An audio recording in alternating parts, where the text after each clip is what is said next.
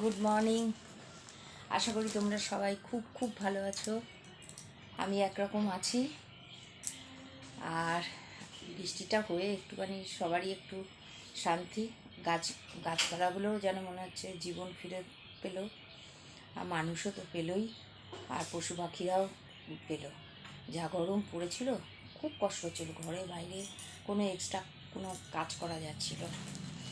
যাই হোক, দুদিন একটুখানি শান্তি আর কি। যে পরিমাণে কষ্ট হচ্ছিল মানুষ কেন, পশু পাখি গাছপালা সবারই কথাই বলছি। যাই হোক, এখন বাজে 10টা, তাও গুড মর্নিং বললাম। আর আমি এখন একটু ব্রেকফাস্ট নিয়ে বসেছি। এই দেখো মাখানা, এই দেখো কাজু বাদাম, আর হচ্ছে একটা ক্রিম রোল। এটা অবশ্য বাবার ওখানে গেছিলাম, বাবার কাছে গেছিলাম, বাবা এটা আমাকে তখন খেতে দিয়েছিল। তা আমি আর, যেহেতু আমি টিফিন করে গেছিলাম বলে আমি আর খাইনি তখন, আর এটা সাথে করে নিয়ে এসেছি। তা নিয়ে এসেছি রয়েছে, তা ভাবলাম যে আজকে খেয়ে নিই, এরপর নষ্ট হয়ে যাবে। হাতে করে বাবা দিয়েছে। আর এখন সত্যি কথা বলছি, টিফিন বানাতেও ইচ্ছা করছে না।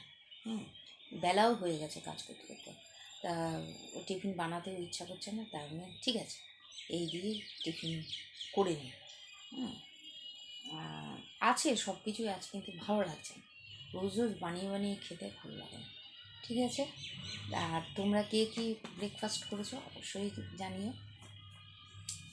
কেউ কেউ অফিস চলে গেছে, কেউ রান্নাবান্না করছে, আর আমার মোটামুটি সবই হয়ে গেছে।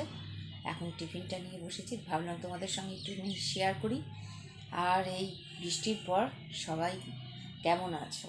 সবাই আশা করি খুবই ভালো আছো, কারণ যা কষ্ট হচ্ছিল প্রত্যেকটা মানুষের।